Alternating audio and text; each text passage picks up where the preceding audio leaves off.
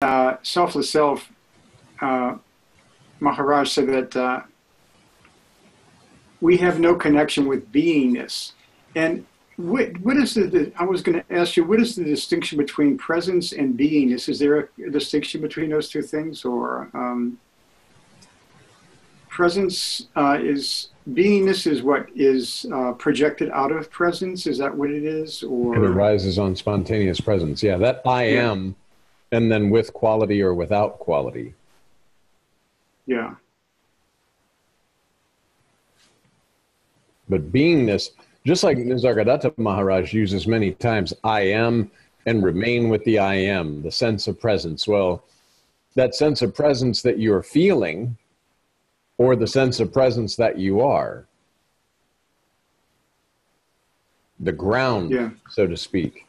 You know, they talk about the ground of being. Beingness arises on spontaneous presence. The movie theater example, again, the people in the row would be the beingness attached with the headphones of ego, that's the headphones are interpreting the lights and the movement on the screen of mind, and the spontaneous presence is projecting the whole thing. Yeah, I got it. So Okay, beingness is actually arising from that. That's a good, it's a good analogy to describe that. And if the theater burned down, the screen burned down, the lights, the camera, all the beingness with their headphones of egoic sense in the front, it all burned down, the projector is not at all affected. I think Ramana Maharshi used that example, something similar to that. And I think the presence would be the self projecting, the light projecting through everything onto the screen. Where does the mind come in to that analogy? Mind would be the movie screen itself. The screen itself, where all of the activity is going on, where in truth it's just light and movement, but then the ego sense of self, headphones with the beingness when it's in that movie theater row, is interpreting the movie based on its own little individualized projection of what's going on the screen of mind. Was that the way Ramana used From identification with a character, so to speak. Oh, yeah. I thought the screen was more like the being, that because that never changes. All the images on the screen change, but the screen does not change. Right. Yeah, it's just flashing lights and movement on the screen. Right. The background, so to speak. And all these other things are just layers. Like Maharaj says, layers upon your presence. But the lights, and if you didn't have an egoistic sense of self and you were just seeing, purely using instrument of body to see, then there wouldn't be an interpretation, so there wouldn't be a movie. Even though there were lights and action and things moving around, there couldn't be a movie unless you have that beingness and an individualized sense of egoic kind of interpreting the lights and the movement on the screen. Feeling part of and creating a story out of where there's no story at all.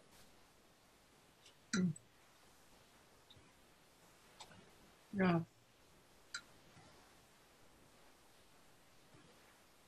Yeah, a question that comes up for me is, why do you think we're so, I notice in myself, this sort of addiction to the story? It's like, I just love stories, you know, I mean. Because like Maharaj would say, you're still measuring yourself in body form. Oh, okay. Without a body, there's no story. Without a body, if you measure yourself in body form, then a story can be created based on that pinpoint that you've said is me. Oh, okay. But you are the formless, and there's nothing. Everything arises on your spontaneous presence, and anything in form is illusion. So when in seeing that, you just remain with your selfless self. That sense of presence, you just keep diving into it. As Nisargadatta Maharaj says, Remain with the I am. Go deeper into the I am and it'll reveal all its secrets. And the secret is that you are noticing this I am. So therefore you can't be that I am, which at one time you may believe yourself to be. But once you realize that the I am is also witnessed, that sense of presence, that beingness, that whatever you want to call it, is witnessed, then you know yourself in a real sense. Right. And you don't get caught up in it because you know it's just a dream. You can't, because there's no you in it anymore to get caught up. You totally understand your position as this formlessness that has attached to form for whatever reason, for whatever, how it's going. And then you're not interpreting it as that anymore. You know yourself in a real sense when you're around other bodies, other people, whatever you want to call it. You know that it's all occurring inside yourself. Like we talked about before, if this kitchen was your selfless self, and John is appearing in it, and then Andrew came over, and you came over, and we all had coffee and tea and talked, all of that would be occurring in the bubble of illusion. Right. Yeah, including whatever feelings came up or whatever Absolutely. Came up and all that other stuff. Absolutely. And like Maharaj says too, without a body, there can be no questions. All questions are related to body knowledge, because unless you had body knowledge that you were using as an I am somebody else, there couldn't be a question arising. Wow. Questioning what? Yeah. Try to ask a question about your formless self. You can't, because the mind, see, that's the tricky key thing, is the mind only knows memory and what it's experienced. So it is experiencing form-based reality, which is not reality, but that's what the mind believes is reality, anything form-based. But you are prior to that. Mind, ego, intellect arise on your spontaneous presence and come along with the body. Therefore, the mind can only think and do in itself about body knowledge. Things to do with the form world that are not. And in remaining with your selfless self, that spontaneous sense of presence, if you know yourself as the formlessness, then the form just doesn't bother you or even you care. There's nothing. Like Maharaj says, you become totally unconcerned with the world because the world has nothing for you. The mind has nothing for you because it's presenting thoughts and ideas in form. It can't present anything formlessly. How can the form, how? So the mind comes along with the body. Yes. And can only think and act and do based on the body-based experiences that you're believing yourself to be having, that are just this recorder, this recording that's going on with this mind that's presenting these different thoughts and images based on the body you believe yourself to be. Once you totally understand your formless nature, sky, then any thought about anything to do with body, you're remaining with your selfless self as sky, so it can't have anything to do with you. That's the discrimination.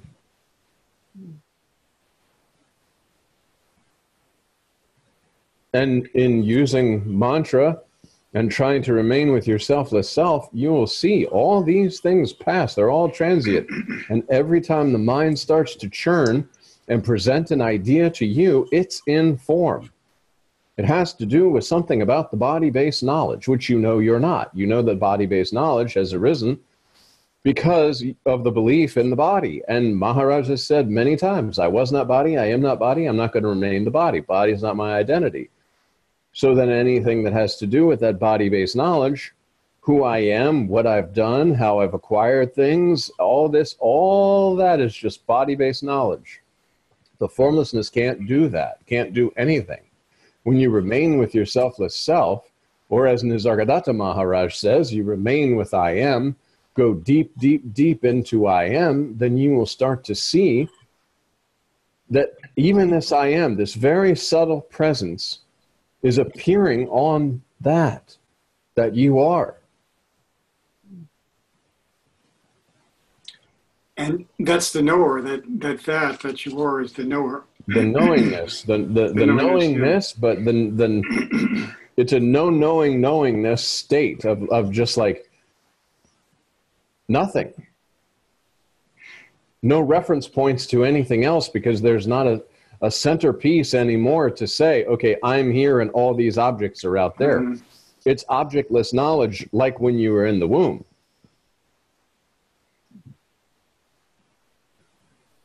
I know in the Sagadatta says, be with consciousness without its content, Yes. without its content. And so there's, I guess that is, he's referring to maybe pure consciousness, or I am, the I am, without any content.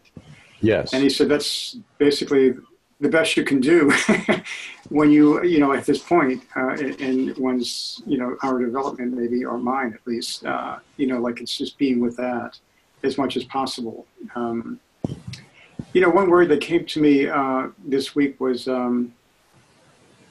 Ranjit used to say once in a while, be supportless, be supportless. And everything is about protecting, like as it says in Selfless Self, everything is about consciousness protecting itself in one way or another. It's trying to survive, it's trying to increase itself, it's trying to, it's just, everything is about survival, you might say, in one form or another. I know I read a book years ago, Up from Eden by Ken Wilber, and he talked about the whole evolution of culture, and also of consciousness stems around that whole fear of death or extinction. So this whole teaching is really getting at the core of what it is that we're, holds us in place with this identification with our individuality, this strong need to protect. And it can be very subtle, it can be even trying to understand the words of masters in that, that's another way. And then it's like getting frustrated with oneself if one feels like, oh, I'm not getting this, I'm not understanding this. There's a certain kind of sense of loss or, diminishment or whatever that sometimes might be a subtle sense of the ego working there, wanting to kind of like stay on top of it all, kind of. Yeah, being comes and goes. Mm-hmm. Maharaj uses the example of the ants and what you're speaking about before water, because Selfless Self understands itself in the form of an ant and believes that when that form is gone, it's gone.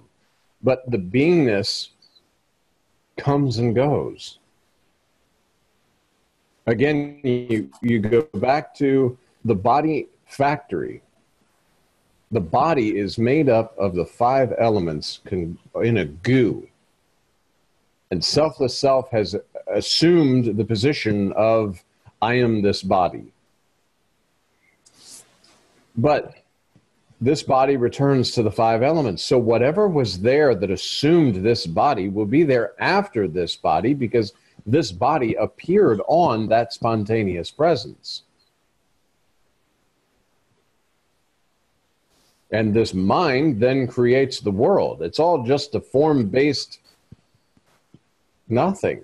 Mm-hmm. Yeah. And then the mind churns and creates an I am somebody else who can then relate to others. It becomes subject-object knowledge, rather than just objectless knowledge, which is how it actually is. Because your own selfless self, you, the selfless self, without anything appearing in consciousness, like you were saying, the objects in consciousness, of which this body and your body and all the things that we're seeing are objects in consciousness,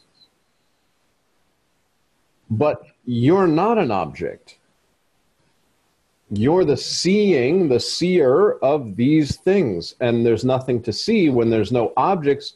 There are objects that are appearing, but there's no interest in them with attention, so no thoughts can be directed for identifying, and then identifying that this object, how it relates to a me. These are just things passing, coming and going.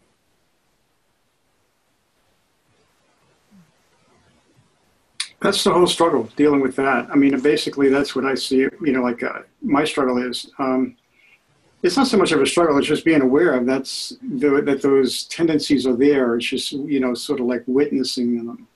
You know, what does this person think? What kind of impression I'm making? How's business doing? And so forth and so forth and so forth. You know, one thing after the other. You know, and I think that it's all a sign that there's not that absolute conviction, because when there's that absolute conviction, then the thoughts probably drop off very dramatically. Well, you have to have the courage to, like Maharaj says, that's the, by doing mantra and you remain with yourself, the self, and then when you go out to your daily activities, you know, like Maharaj says, live like a master, live like a Brahmin.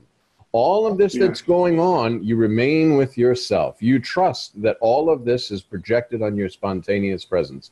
I think I talked about last week how it's like inward attention that then the outward is being projected from. This is known.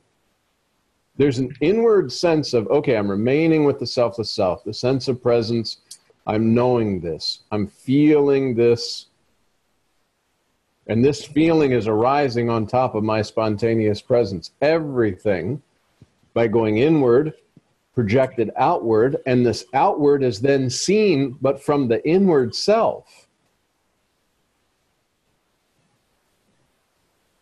Then this becomes, next step is, this body is arising in my spontaneous presence. I think Siddharameshwara Maharaj talks about the different bodies, the subtle body and the gross body and all that kind of stuff.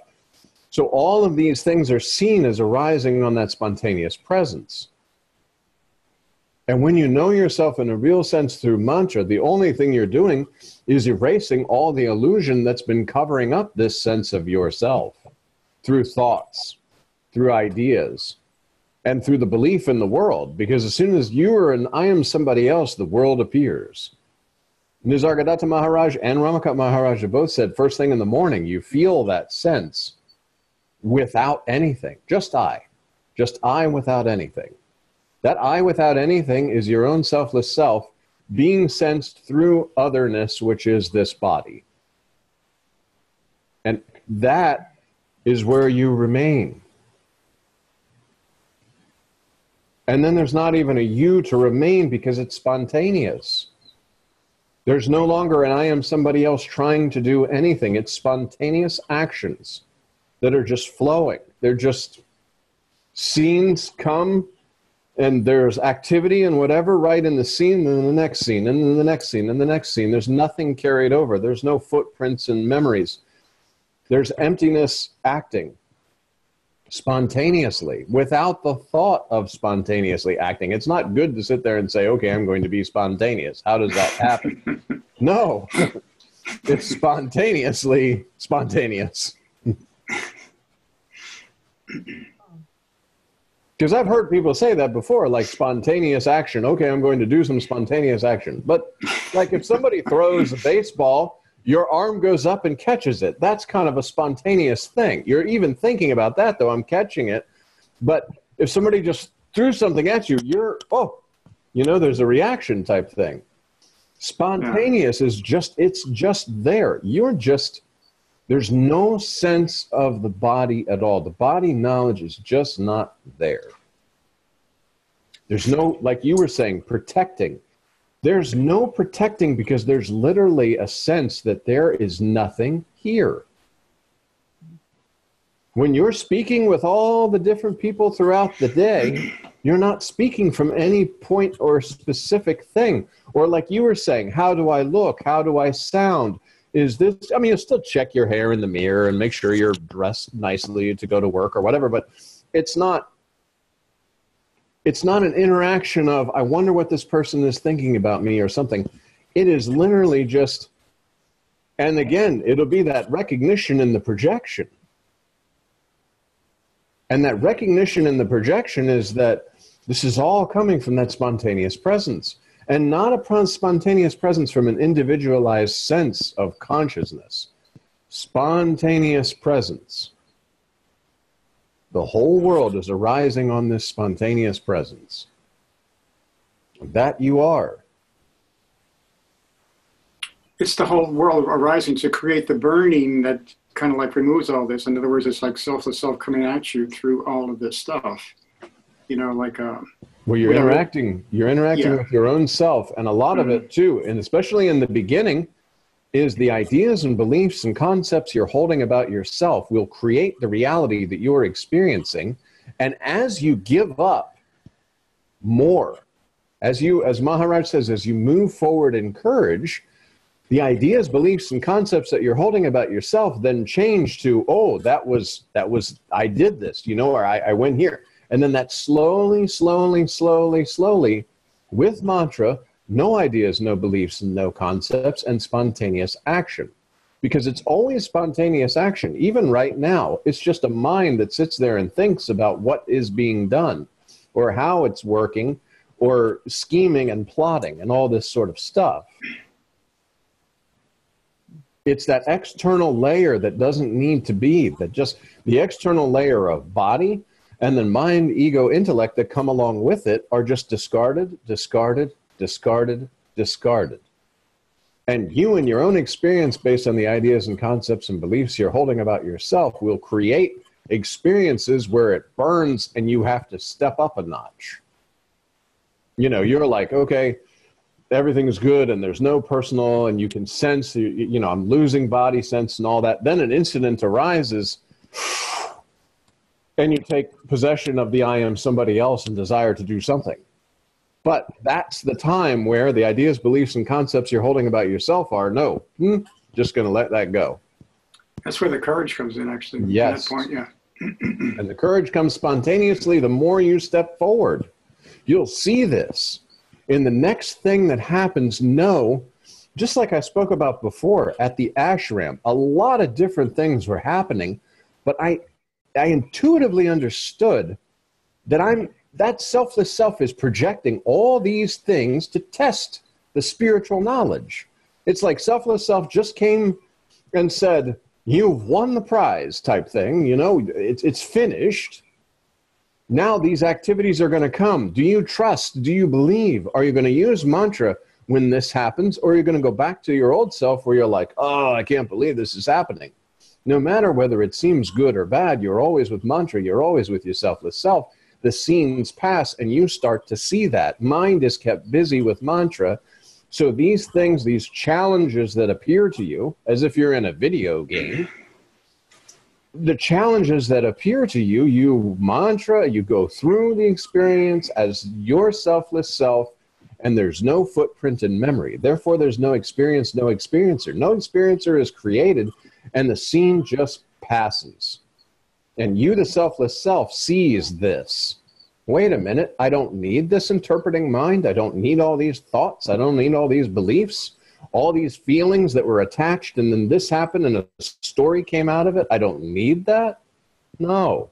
And mantra allows you to see this because you are already that.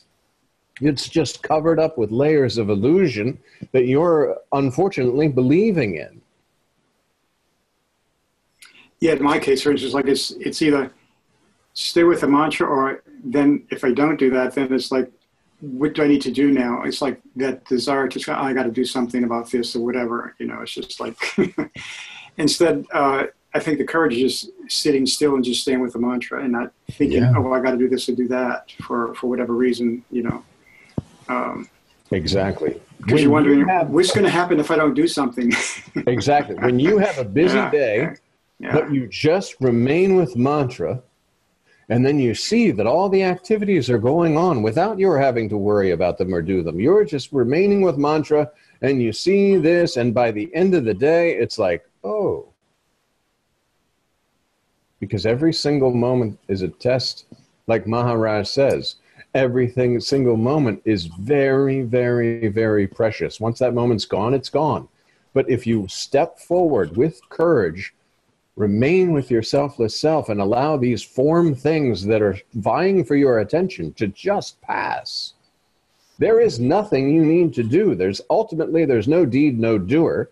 And yet your body mechanism that you're using as the selfless self is going to go through everything that it's going through now. There just won't be that subtle layer of interpretation. Watch the subtle layer of interpretation and how it's presenting ideas and thoughts in form, about form. Knowing that that's arising on your spontaneous presence, it's disregarded. And yes, the courage is you know, going to work every day and just, you're not thinking about the work. You're not thinking about, you're not sitting at the desk doing what's right in front, right in front, right in front, doing this, da-da-da, do this, da-da-da-da-da, end of day. Got a lot of stuff done. Good. Check.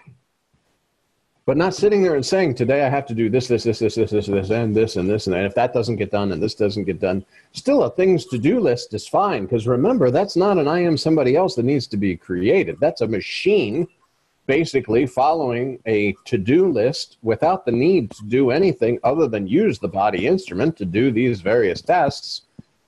And that's why it's here.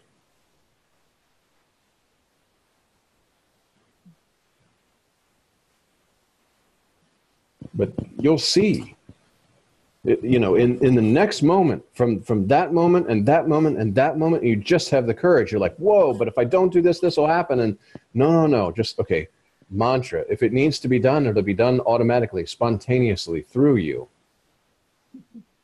But it doesn't need to be a you doing. That's like the know next. Yes. You know, that's right. And in the beginning, it does take courage. And there will be times where you'll get off track.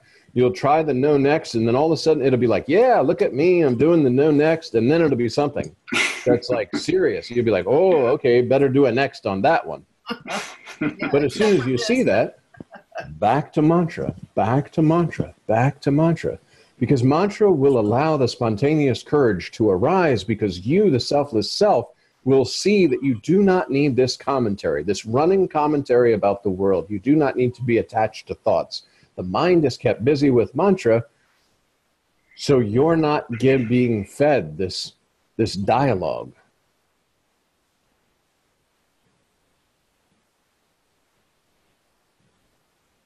And then all the secrets open up. Like Maharaj says, it's an open secret.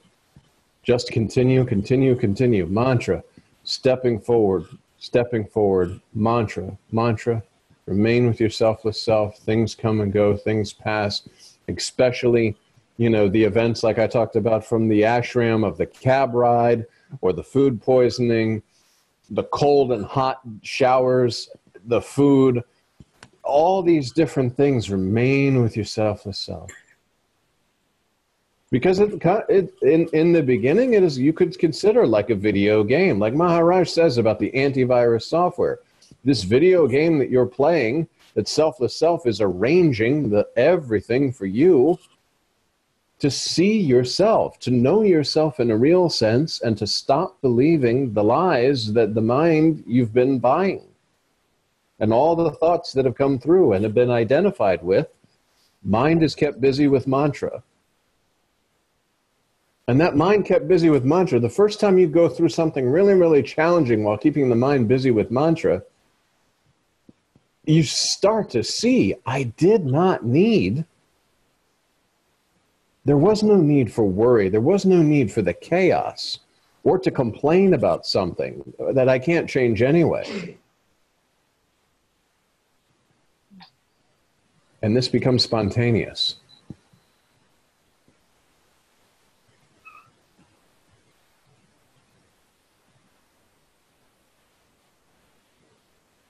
I guess you really see that you're, in that case, you're not the doer. You know, you never were the doer. You just persuaded yourself that you were. Absolutely. Yeah, you had to do. Again, this body was formed. They put a name on it. You know, a label on this form was labeled. And then somebody outside said, good job, John. Bad job, John. Good job, John. Oh, try harder, John. Okay, try harder. Hey, you're doing a great job, John. Good job with this. So ego was built because, hey, this John seems to be doing a lot of good stuff. Oh, now this John did something bad. And see, then mind presents thoughts to the John that you believe yourself you are, that you're moving around doing good things and bad things.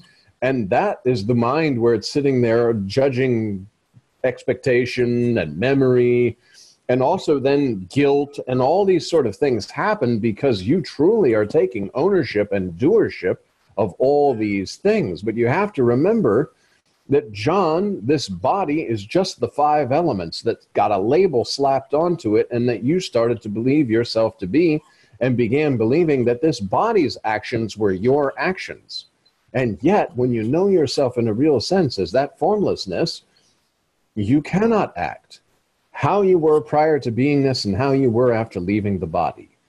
These things, everything, the nothing, the something, the nothing, everything came out of nothing, appears to be something for a time and returns to nothing. That appearance in between is nothing. And see, then again, you go back to the analogy of a dream, because when you know yourself in a real sense, all of this presented to you as far as form-based reality is absolutely a dream. It appears upon your spontaneous presence and is discarded. The same as if you did something in your dream that you weren't proud of, or that you were really proud of, but upon awakening, you don't sit there and keep giving yourself accolades or depression things about the things that occurred in your dream. The same way, when you know yourself in a real sense, everything that appears upon your spontaneous presence is illusion. All thoughts about that are the body knowledge through illusion, and they are not about you in any way, shape, or form. They're about the body that you're holding for a time that is not you. So you don't get lost in the thinking process of all the things to think about that this body is going through, or all the body knowledge.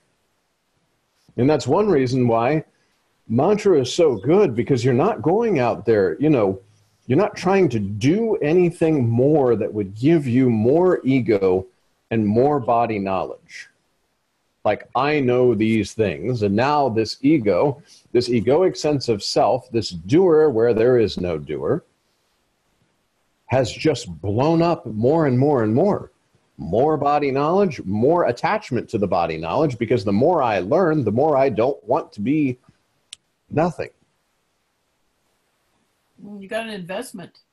Exactly.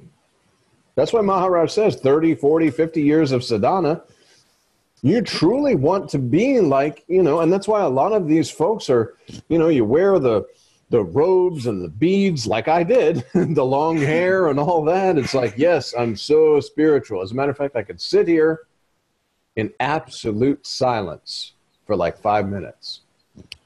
But if you weren't you doing those things, and all of this is arising on your spontaneous presence, the silence is what you are. So how can you be what you are?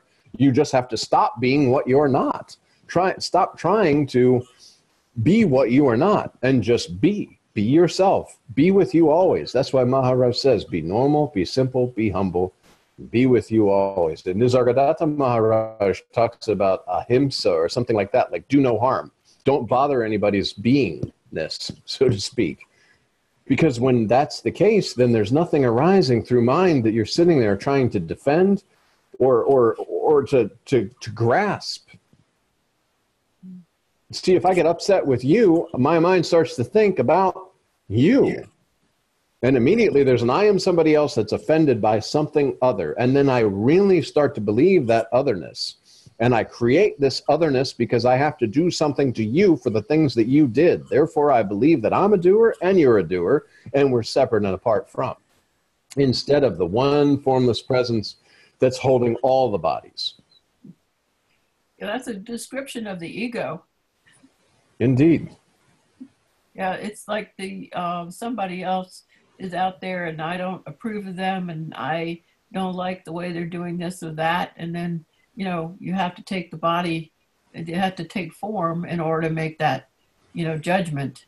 And then, but maybe that arises so that you'll see it, in the sense of, part of the teaching. It's like, oh, look at what's going on here, and what's really driving that particular.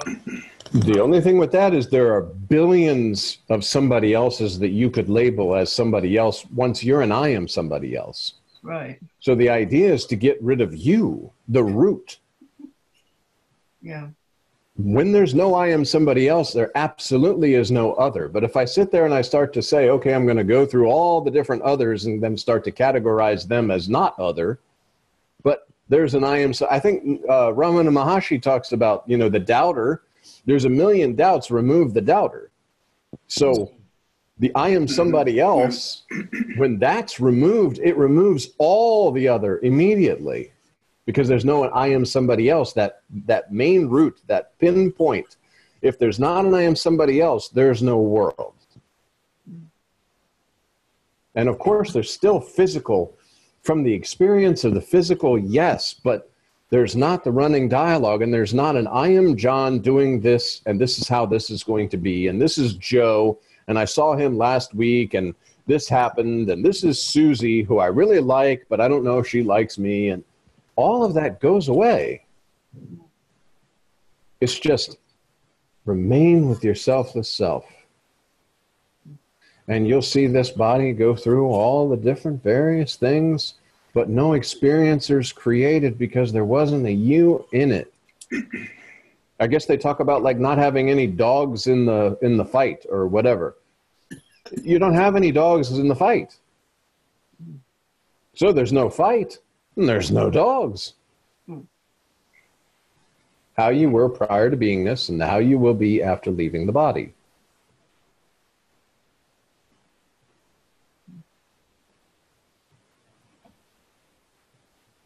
When there's not a somebody, there cannot be experience and experiencer. There's nothing. Because it's, you know, formless, so space doesn't experience anything, or there's no experiencer there and there's no experiencing. But, you know, like, I guess at one level there is experiencing, not necessarily, you know, like my experience, but just the reality, the fact of experiencing at one level. But beyond that, there is no such thing as that. I remember years ago when I read Yoga Vasistha, he said that everything is simply the self-experiencing of the infinite consciousness, I guess, or pure consciousness, just the self-experiencing of itself. It's just like, I guess it's the knower knowing itself in all this kind of stuff that's going on. Is that correct? You know, all these things happening, you know, tasting food, you know, driving, whatever. And yet,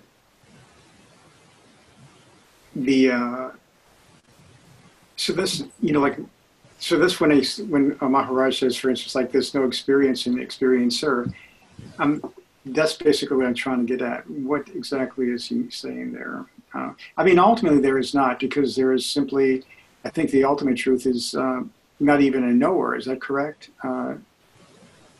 The Para Brahman does not know anything, doesn't know it even exists. It's without body, without any. Yeah.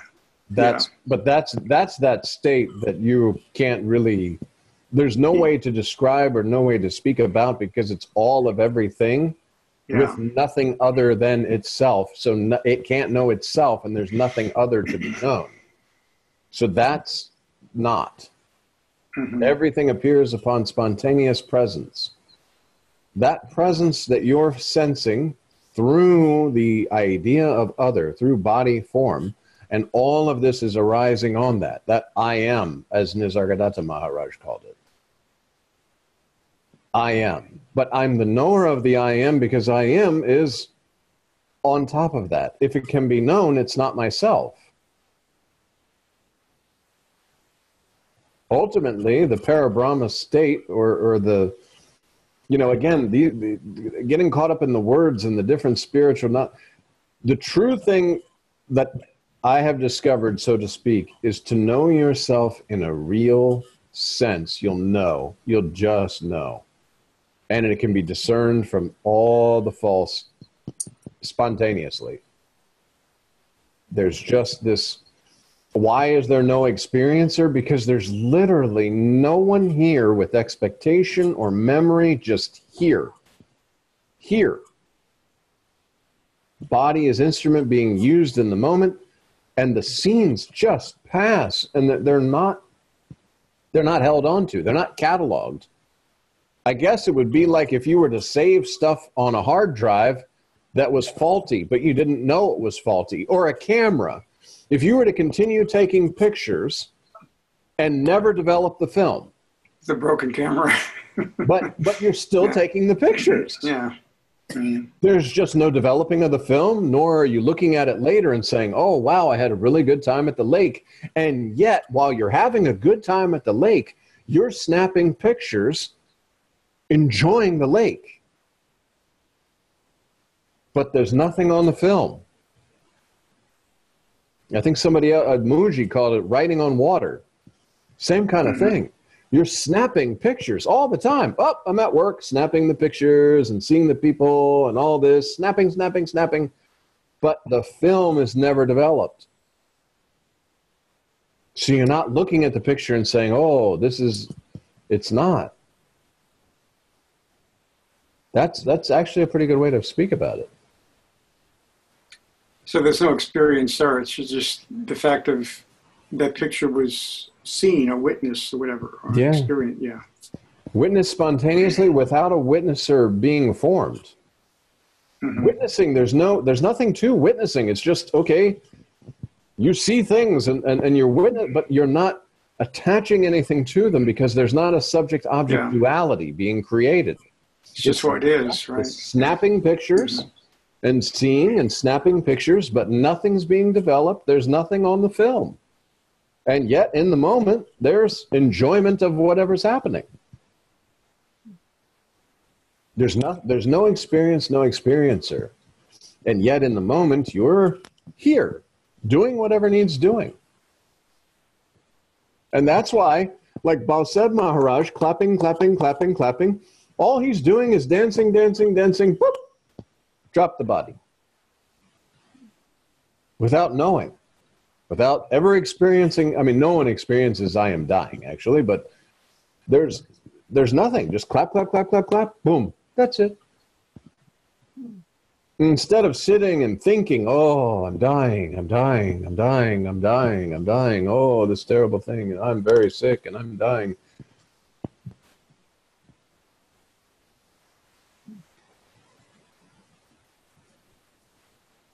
That helps a lot to understand that, no experience and no experience.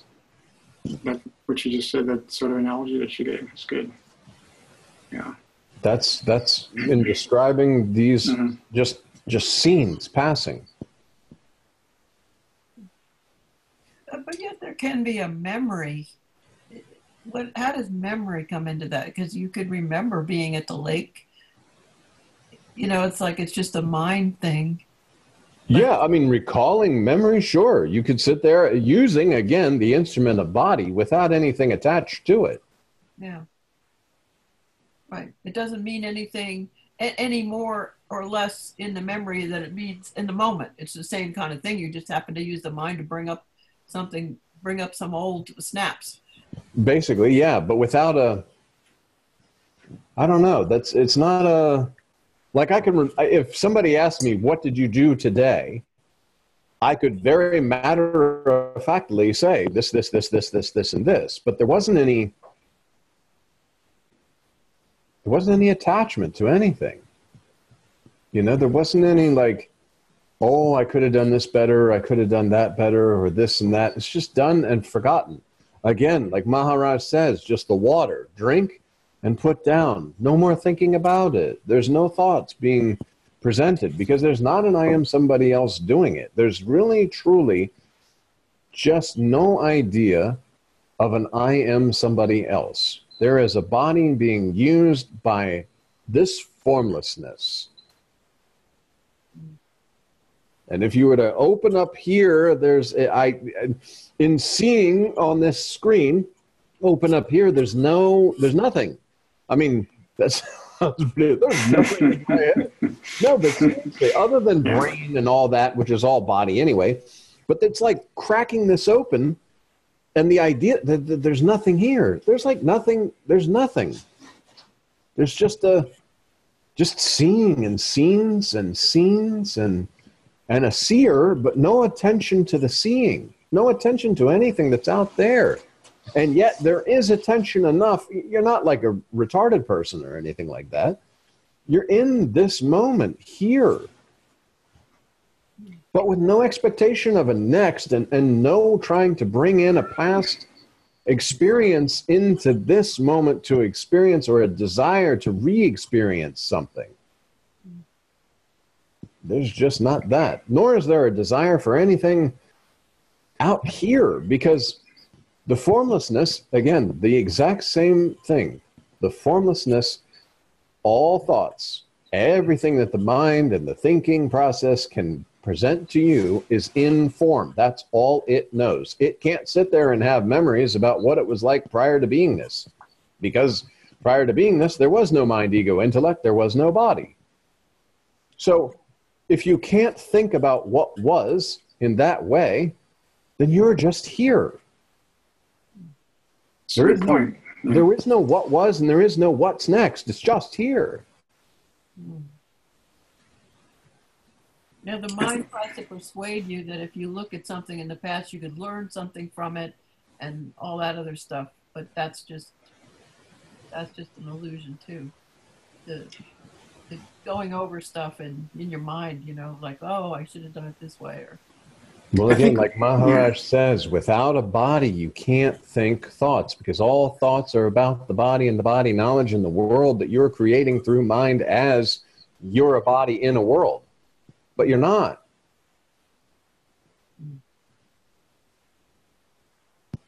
I'm sorry, Andrew, you were... Yeah, I was going to say, have you heard about, I mean, you probably heard Ramesh Balsekar, where he made a distinction about the thinking mind and the working mind. yes, I've heard that. He said that the working mind is like direct, vertical, spontaneous, you know, just acting, like just doing what's, you know, it's spontaneous action. Whereas the thinking mind is horizontal and it projects into the future, and it also looks back into the past, and it's always concerned and worried, or so forth and so forth. So he made that distinction about their, when he talked about the mind, how it works. So I don't know if that makes any, you know, like relates to what we're talking about, but he did say that, I remember. It's one of the points, I think one of his strong points actually, that classification. The working mind is spontaneous, direct, it's vertical, and it's really a person who has no identification with anything, no individuality any longer. It just happens. Whereas the thinking mind is totally different. It's the ego, intellect, you know, like planning. I mean, even a working mind, spontaneous mind uses memory. It plans. It can make a list, as you said before. You know, make a checklist for the work that's got to be done in particular. But it's all happens spontaneously. It's not. There's no drama or anything, or no attachment to any of it that's being done. It's just in the moment, yeah, 100% focus, and then leave it. Yeah. You know, there's no how it's going to be or what it was or anything. Yeah. There's just of course, again, still, you want to do a good job. Like Maharaj says, do your job, do your duties, give everything your 100% attention, do this, and then shoop, it's gone. And then the thing is, when another person comes up to you and says, oh, that was a really great job, or oh, that was not such a great job, you know there's no deed, no doer. Mm-hmm. Yeah. It was just in the moment, just spontaneous action, and leave it. Trying to do your best, do your job, do your duties, do everything. I think it was talked about in Das Boot that one of the most beautiful ways to worship God or the selfless self is to do your duties 100%. What you have, do the best you can and leave it. No attachment to outcomes. Exactly. Yeah. And again, there's no experience, no experiencer, no deed, no doer, because it's like you were saying, the vertical is boom. It's like this straight point. They call it the now or whatever, this straight point. What's in front? Do. That's it. And continue to remain with your selfless self. Because if you don't remain with your selfless self, you can't just do this and leave it. Because there's an idea and belief that there's an I am somebody else who just did something. I hope it's a good something.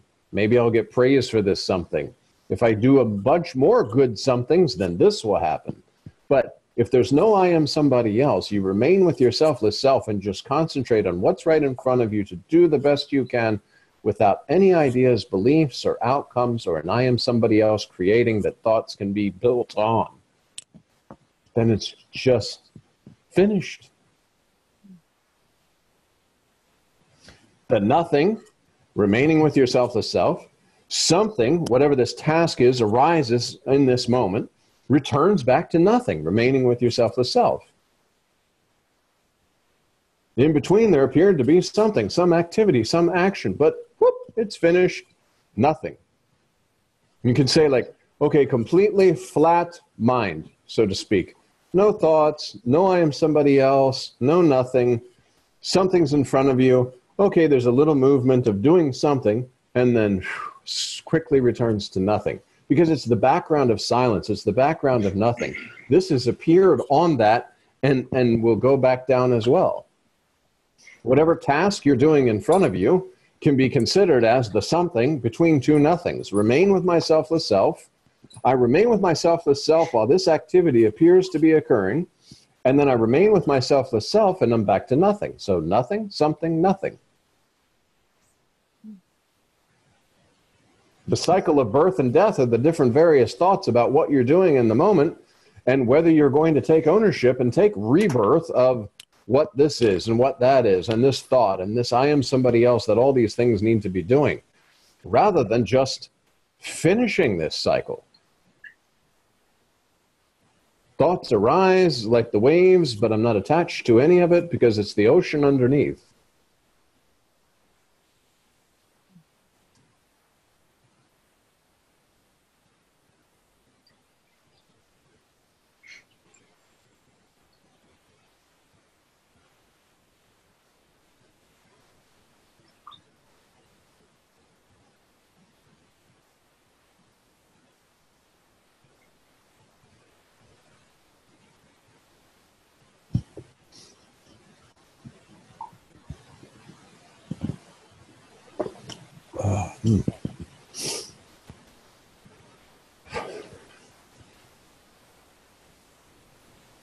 Well,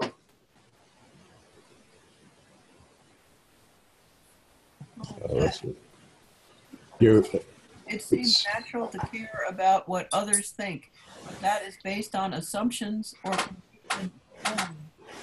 I sensed waking up today that it's almost like reality flips and what used to be substantial is not, but now open presence is real, like the gap becomes real.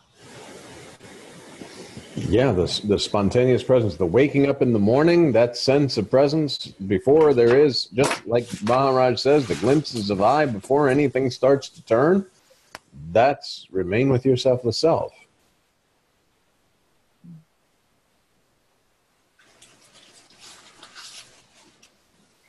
And as Maharaj says, the more you remain with your selfless self and go deep, deep, deep, deep into your selfless self,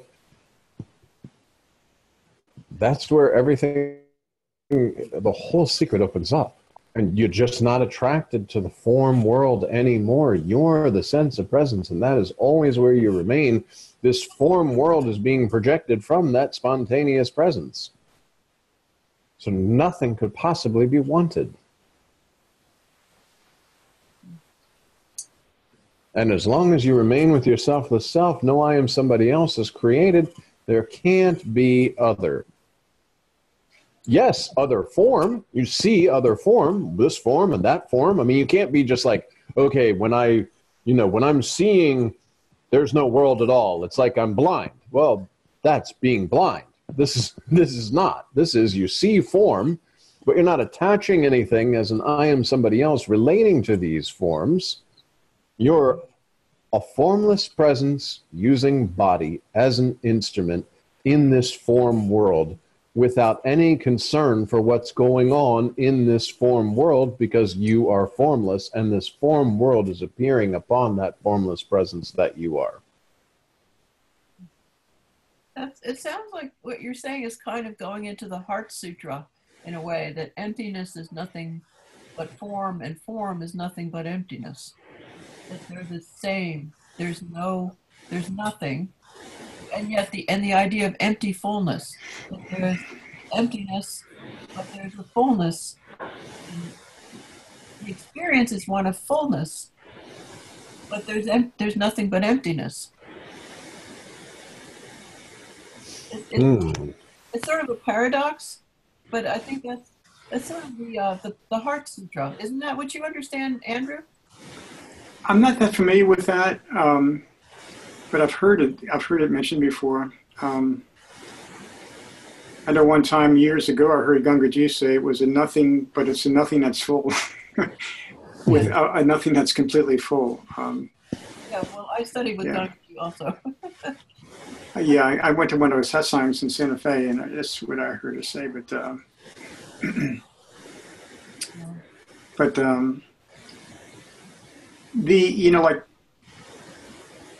Nisargadatta said that I think everything is like air in space. Like air. I think maybe this comes out of Das Bodh or something, like everything moves like air in space.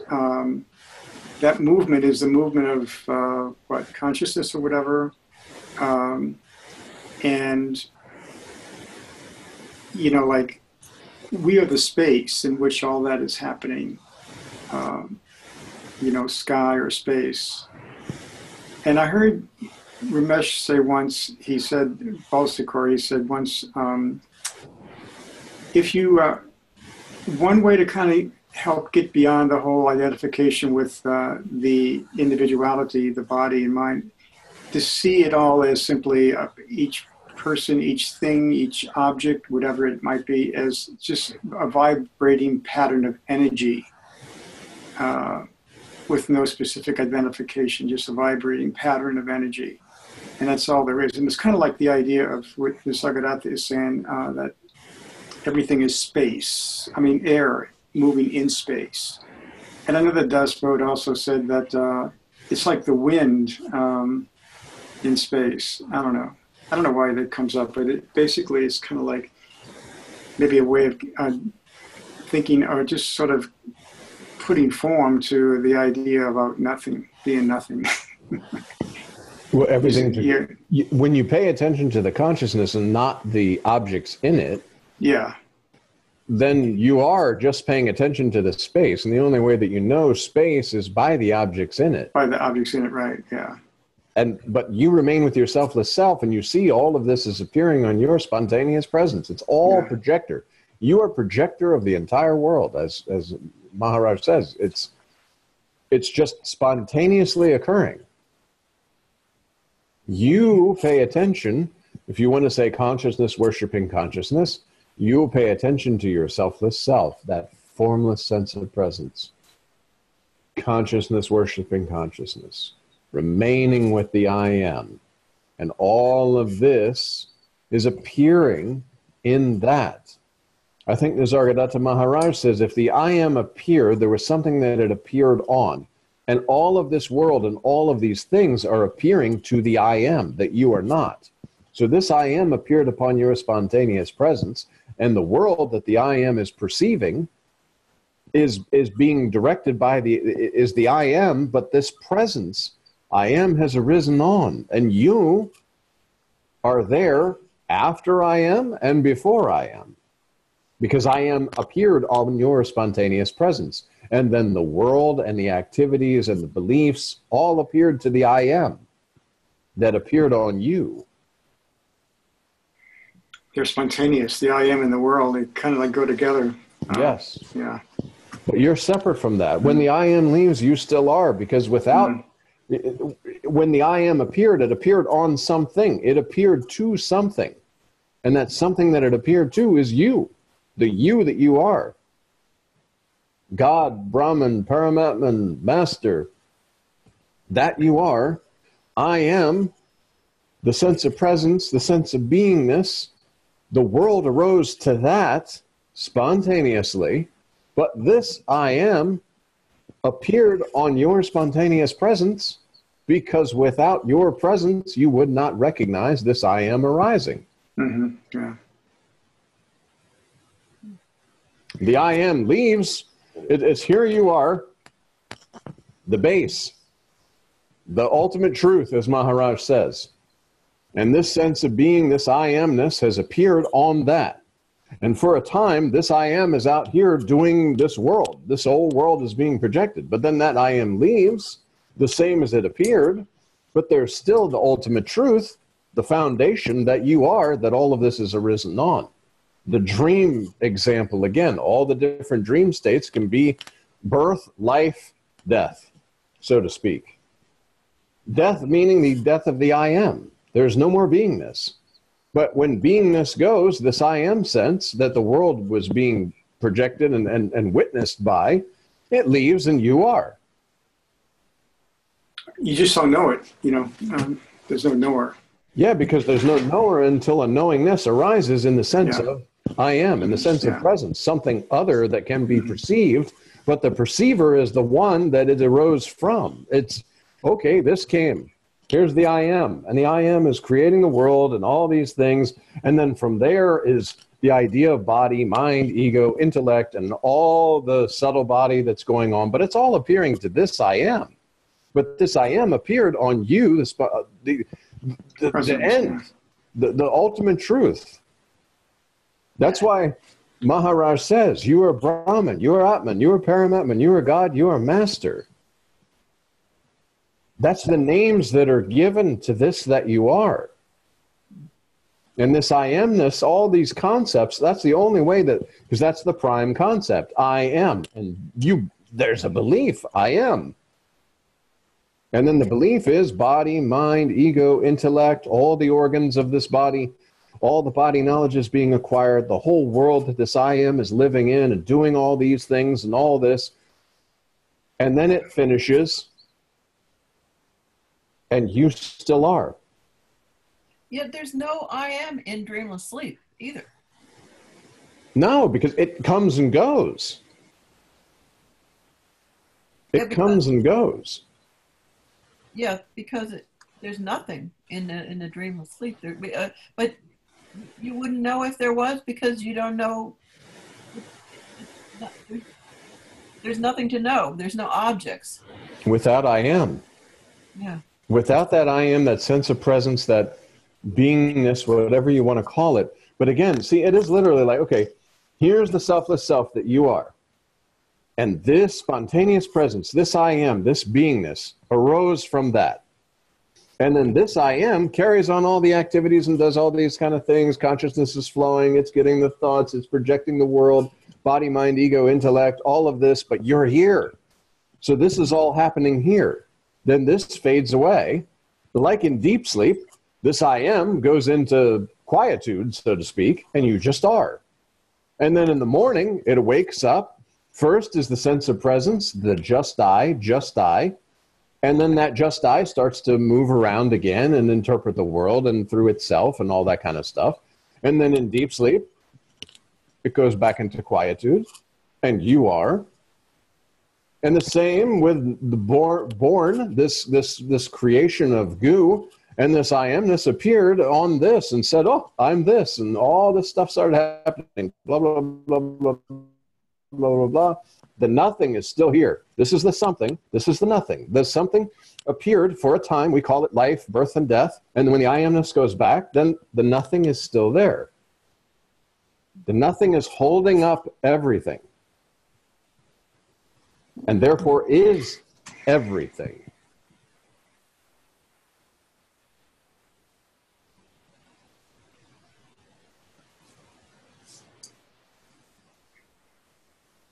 Yeah, nothing and everything at the same time. Nothing is everything. Nisargadatta Maharaj has a book, Nothing is Everything. Oh, wow. So yeah, nothing is everything. That's why my presence is in every being.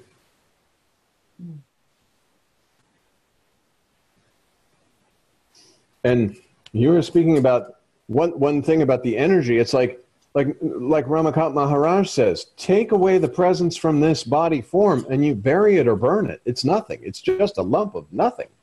It returns to the 5 elements. And you could sit in a room and kind of think, okay, that presence was taken away. Not that you're trying to kill people or anything like that, but you look at somebody and you're like, okay, that presence is taken away. My presence that is in every being is no longer in that form. that form is finished. Then that presence comes back into it. Okay, there's animation, there's this and that. So that must mean that it's everywhere. And it's only one. Even though I think that there's another person thinking thoughts about me and I'm thinking thoughts about them, it's one thinker. One sense of presence, all interacting with its own self, and knows that at that place. That's all arising on selfless self. That's the big dream, you know, the one dreamer. Yeah. Just like going to bed at night, laying down, and an entire dream world is projected, and all those people, you know, if you could like videotape your dream and sit there and watch, it's like, yeah, you might have a dream of being in a park with all these people interacting with themselves and families having picnics and the police coming by to make sure everybody's nice and safe and, you know, people swimming in the lake and all this kind of stuff. But it's all that one dreamer that you are dreaming while laying down sleeping. The entire dream world is being projected from your spontaneous presence, just as the entire waking dream world is appearing on your spontaneous presence. And you are believing yourself to be all these forms in that dream, just like when you're at the lake and you see all the people, all of them are your own self. They can't be anything other. There's no separation between dream world and waking world because you're using the same consciousness to create both.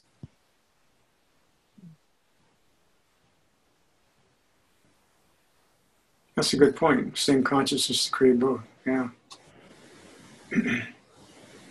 Yeah, but yet there's people in the dream that you don't like. You know, it's like, you know, it's hard to take ownership of everything because, you know, there's a recoiling on some areas. Even though it is your own self, you don't like that part of it. Doesn't mean you have to like it. But see, again, if there's no you, if you were the lucid dreamer inside of your own dream, and in that park, somebody came by and shot some people. Yeah. And there was a horrible, terrifying thing, but you're lucid dreaming knowing you're the dreamer. Knowing that no one's dying, no one's born, nothing's happening, and that when you wake up, it's completely finished. So there, even a terrifying thing like that, there wouldn't be a like or dislike about it. There would be a knowing that I'm dreaming. This specific thing is happening in front of me right now, and I'm the witness to this, but I'm dreaming. And when I wake up, the people that were being shot in the park are no more, and the shooter is no more, because all of it was arising from my selfless self.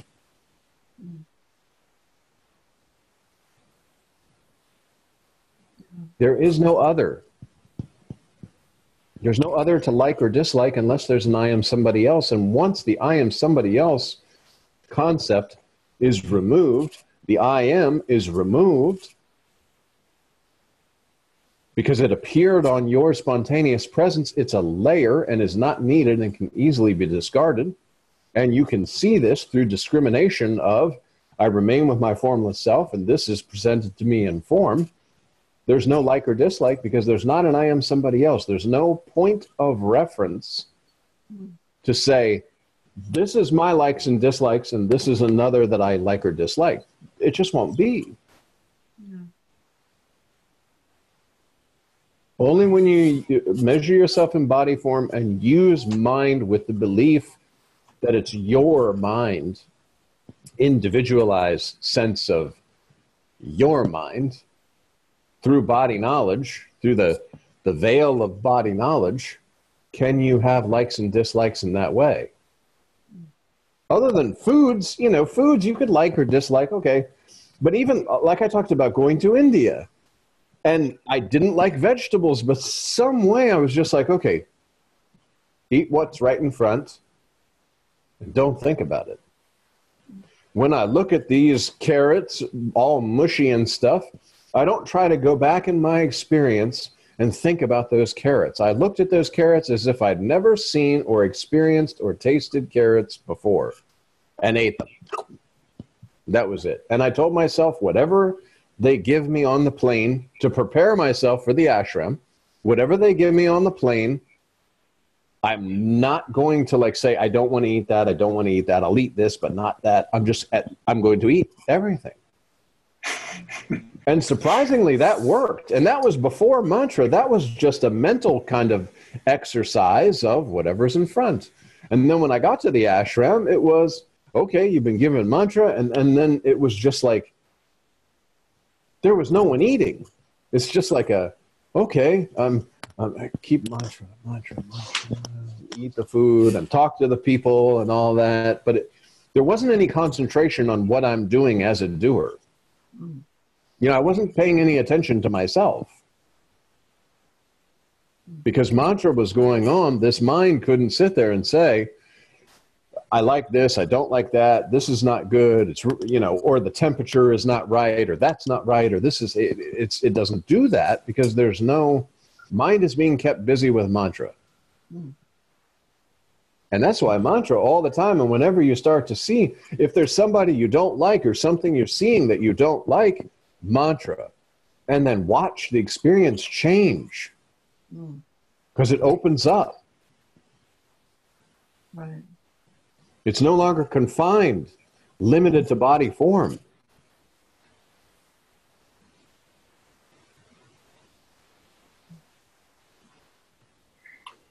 Yeah, it's like chopping at the root, which is our own identity. Yes. You know, just continue chopping at the root with the mantra. Yes. Yeah. Because it's illusion. Mm-hmm. So it can easily be discarded. It only takes some effort of mantra, remaining with your selfless self, and discriminating between the true and the false while remaining with your selfless self. And the more you know yourself in a real sense, the more the false just won't make sense. And when the mind, through the form of thoughts, presents ideas to you in form, it'll be discarded. Now, the mind can't know the truth, so it just... Yeah, the mind appeared on spontaneous presence and only knows through experience, memory, and expectation, then, because the memory then is like the plotting and scheming of how it's going to be in the future. I didn't like this thing, so therefore I'd like to do these things to avoid that thing. And that's all scheming and plotting, and mind that's working and churning and looking for thoughts and looking to protect itself. And it's just not true. It's all as Maharaj says, the ash, the fire's there. You, the selfless self, are there. It's burning bright. All these illusory thoughts, all this body knowledge, all these everything, gone. Doubt's gone. Because there's not an I am somebody else who can present thoughts or questions or doubts.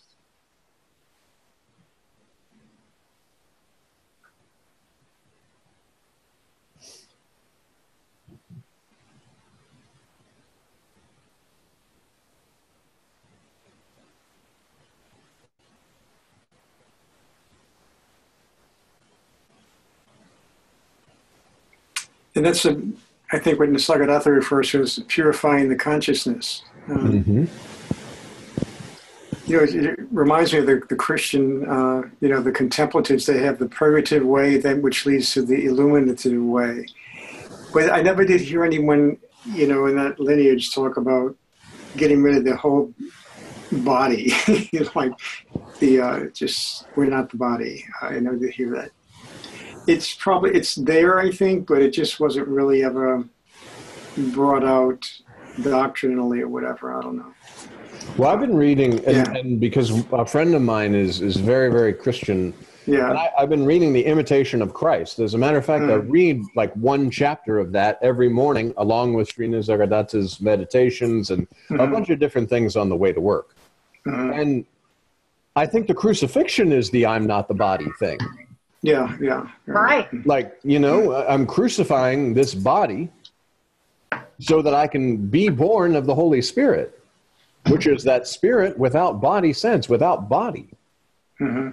Yeah. I mean, very much this imitation of Christ if you get rid of the idea of the Christianity and dogma thing or whatever, and you read this Imitation of Christ, I'm sure you have, but it's pure, like you just, and it could just be because the seeing, when you're recognizing your own self in everything, I mean, you can read all these different things, but this Imitation of Christ is very, very powerful through this seeing, like they're saying the same thing. Yeah.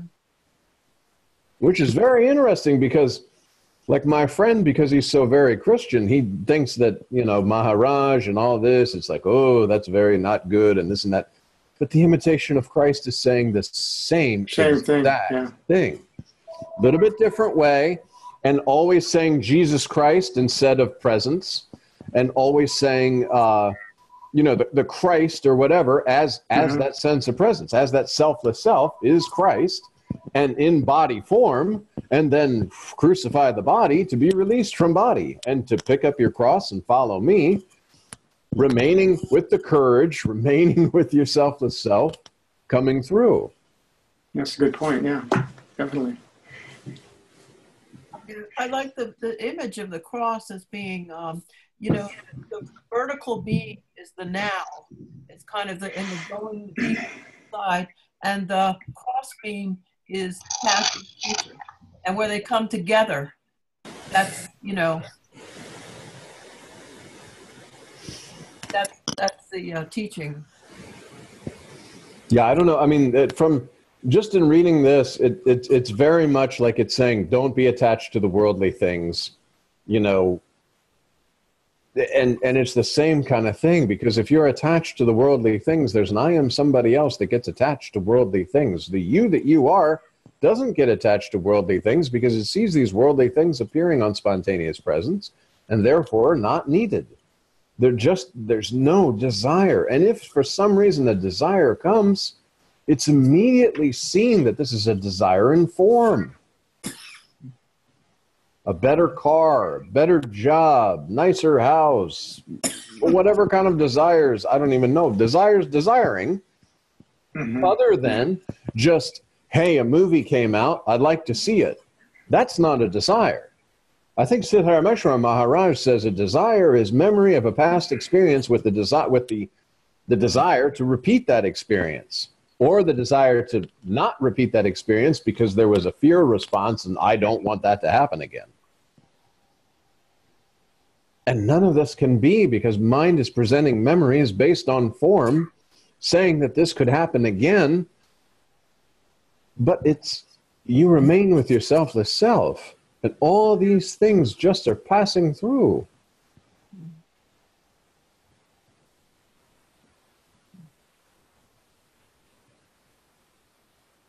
And mantra, you know, just mantra, and you know,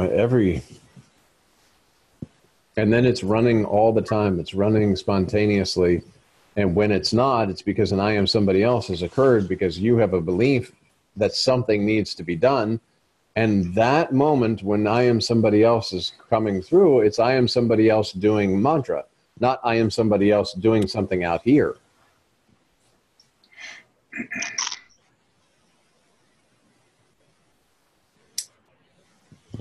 Hello, Trish. I just saw you pop up. Yeah. Hello, hello. My neighbor just put in a new router, connected it to my computer, and wirelessly to my printer. Oh, okay. But Trish, how come you're in the dark? We can't see you. Yeah. Oh, that's so fun. There you go.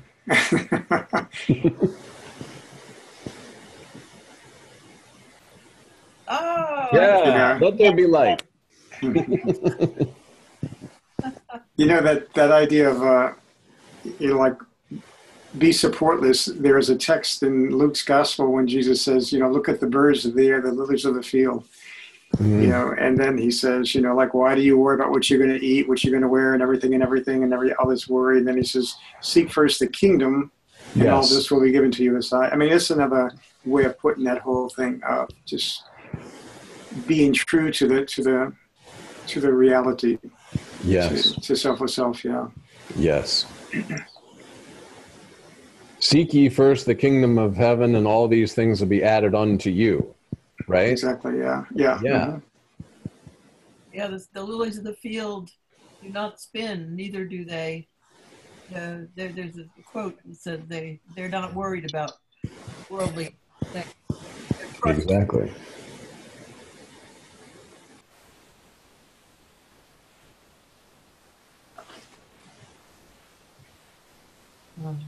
And again, there's truth in all of it because all of it is you. You know, it's the reader's story. Nisargadatta Maharaj said I think it was in I Am That, where he said, if you're going to read the Bible, you're going to read the Quran, or you're going to read the Vedas, read them as if it's your own story. You are Krishna, you are Christ, you are, I don't know the other one, Muhammad or whatever. All of these, and Ramakant Maharaj says, you're all the saints and all the sinners, so to speak. And when he says all these saintly people had the same presence that's in you, Nisargadatta Maharaj, Ramakant Maharaj, Siddharmeshwar Maharaj, all of them have the same presence, because there's only one presence appearing in all these various different forms. So anytime you might sit and say to yourself, I don't know if I can do it, you've already done it in the form of Maharaj, Nisargadatta Maharaj, Siddharmeshwar Maharaj. So why not the form that you're currently experiencing yourself as thinking that you may be holding? There's no difference. The same presence that was in Nisargadatta Maharaj, Siddharmeshwar Maharaj, and Ramakant Maharaj is in you. You are the ultimate truth. So all the layers of illusion that you may believe yourself as separate and apart from ultimate truth are just discarded and removed.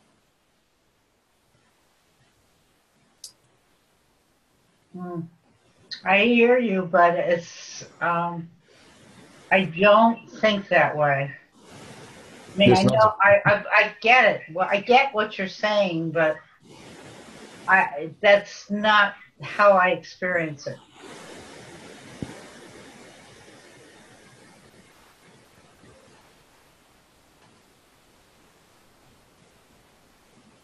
There's still a belief in separation. But that's because an I am somebody else is arising. Mantra will erase this I am somebody else.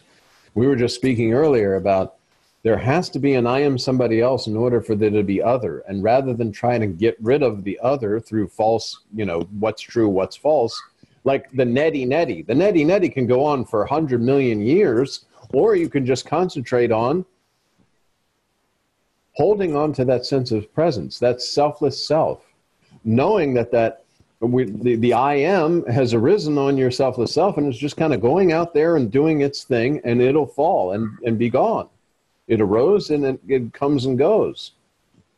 This sense of I am somebody else is not true because it wanes. In deep sleep, there's no sense of I am somebody else. Therefore, it comes and goes. It's not constant. Otherwise, in deep sleep, you'd still have a sense of I am somebody else, deep sleeping. But you have no sense of I am somebody else, so it's transient. Also, I think Nisargadatta Maharaj says that if you pass out or you're doing something, you lose that sense of I am somebody else. So it's not constant. And if it comes and goes, that means it can go. And mantra slowly, silently, and permanently erases this. Whoops, let's see. Keith says some people who have been or are being here say the formlessness remains always in the background. Does the selflessness ever stay in the foreground and form in the background, or maybe at death? Maybe for someone like Ramakant, it's like that. For me, the ever-present nothing comes and goes, but that's assuming my temporary self is real. I mean, the background to every experience is that silence, that you are, that ultimate truth. And you know this, just like in the next experience that you're having, it's nothing, because you're saying, okay, I can remain with my selfless self, but then something occurs. How do I know the background is the nothingness? Because you're remaining with your selfless self, and then something occurs on that spontaneous presence, and then it goes back down and you can remain with your selfless self again. Therefore, the selfless self, the silence, is the background to every experience. The experience comes up and then comes back down, comes up. You can't just keep being experiencing without having that non-experiencing. So therefore, that silence, the selfless self, the sense of presence, all this is appearing on that and then returns back to nothing. The background is constant because you, the ultimate truth, the selfless self, the I am arises on that. Then the I am body, mind, ego, intellect, inner world, and all this, then it goes back. There had to be something there that this I am appeared to, and that is you. The I am appeared to you because you can perceive it. And then it goes away and you're no longer perceiving it because there's nothing to perceive. But you are still there because you were there prior to this arising something on you. Otherwise, if you were that, you wouldn't have the differentiation of this arose from there. Yeah, I think Ramana talks about the continuity. There's a continuity, like when we go into deep sleep, we wake up the same person. We're not Exactly. Yeah.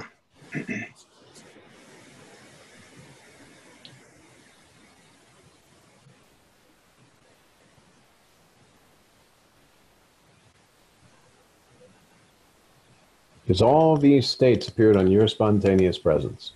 And going to sleep, here you are. You're going to sleep, you go into dream. Dream world is projected from the spontaneous presence. Then spontaneous presence with nothing. Objectless knowledge, deep sleep. Then coming through the other side and waking up, boom, waking state is projected from your spontaneous presence with objects. From the objectless knowledge that you just came through. Let's see, what is this? He says, but the continuity is not what we think and feel. Continuity is the background. In order for something to appear, in order for you to sense that sense of presence, there had to be the absence of the sense of presence for you to feel a sense of presence arising. You're there. Prior to everything, you're there. I think Maharaj says, when all experiences end, there you are. And that means all experiences appear upon your spontaneous presence. The background of everything. You are the ultimate truth. You are God, you are Brahman, you are Atman, you are Paramatman, you are Master. These are names given to that spontaneous presence. The invisible, unidentified identity. Anonymous, what is it? Maharaj says, invisible, anonymous, unidentified identity. That you are.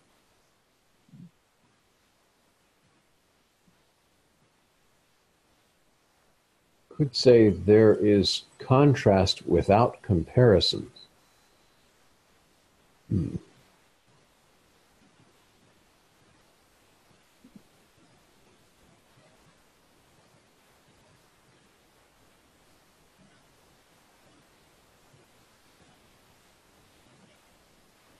But this is absolutely the truth.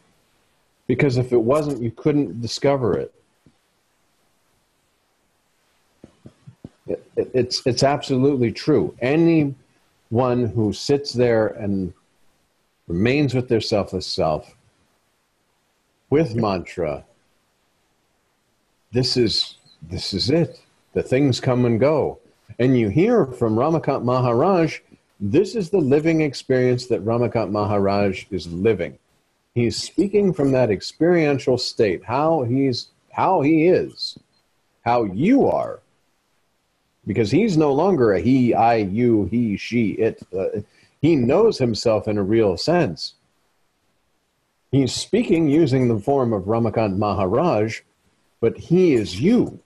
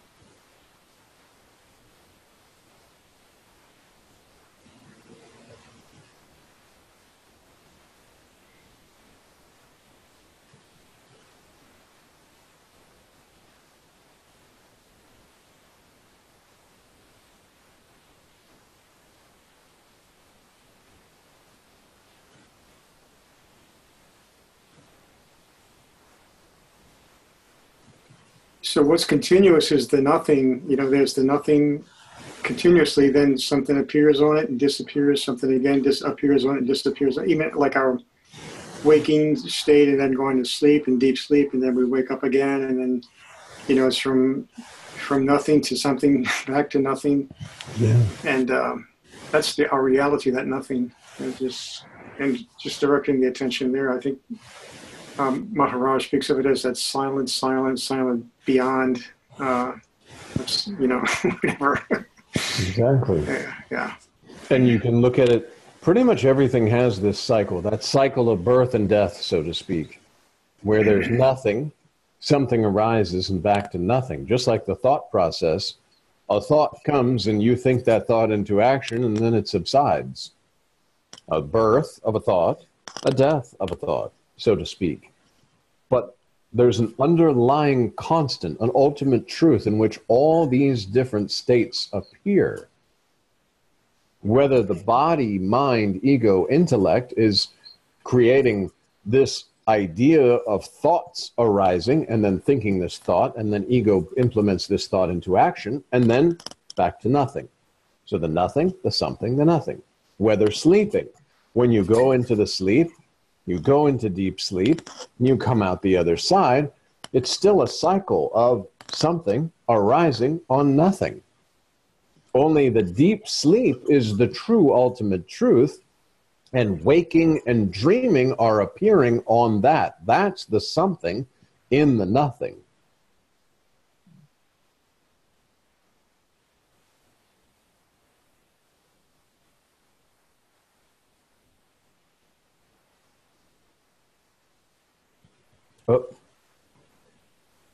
Oh, I was watching a video on YouTube, and this science guy believes we will spread consciousness to the universe by spaceships or some space travel technology. But the universe is already within consciousness. Yeah, there's nothing outside of consciousness. Consciousness is appearing on your spontaneous presence, and then you're believing yourself to be one of the objects in consciousness rather than the consciousness itself. And you're not the consciousness because the consciousness has appeared on spontaneous presence. The consciousness is, like Nisargadatta Maharaj says, the itch. Itch. Itch.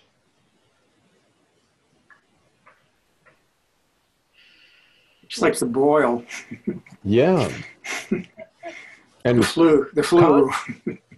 Conscious of consciousness, or worshiping consciousness, like Nisargadatta, that's a progressive step. But consciousness is the something appearing on the nothing that goes back to nothing.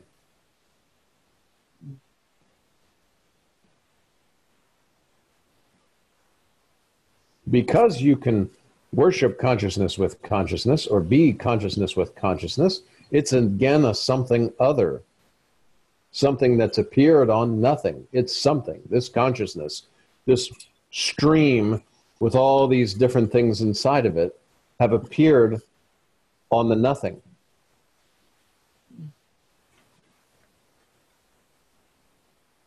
Consciousness is not individual. It's perceived that way through the body-mind organism.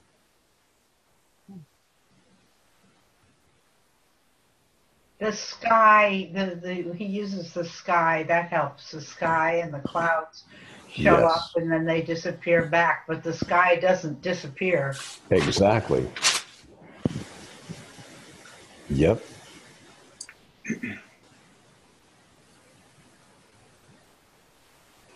It's not on another planet. Exactly.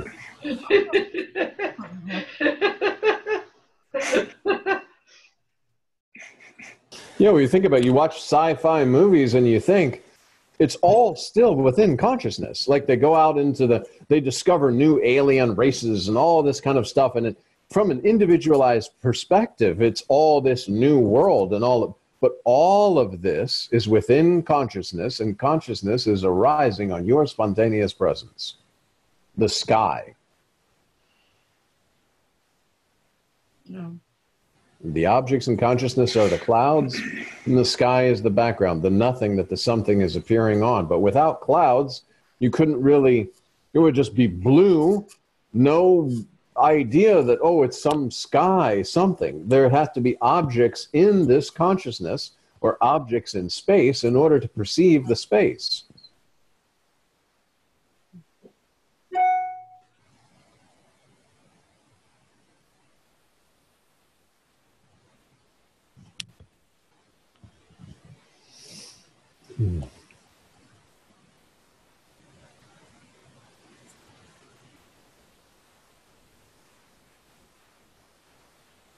Yeah, I guess we're missing Jim and Sandra tonight. I was wondering, yeah, that they didn't come tonight.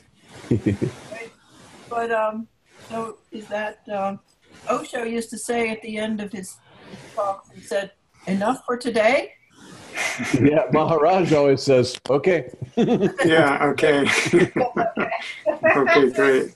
Well, you'll get the recording because you missed a good discussion. Yeah, I'll listen to the recording. Okay. I didn't have much choice. Okay. When the internet isn't working, there's not much you can do. That's true. Oh, yeah, that's another very level. lucky to have a Okay. kind neighbor across the street who's talented. That helps a lot, doesn't it? Oh, bless his heart. Well, we thank him for us. We thank him. Yeah, no, I mean, really. Okay. All right. Well, next week then. All Okay, right. good night, everybody. Sounds good. Good night. Okay, good night. Sorry I Bye-bye. missed the beginning. Okay. You'll hear it. Yeah, I'll listen to it tomorrow. Okay.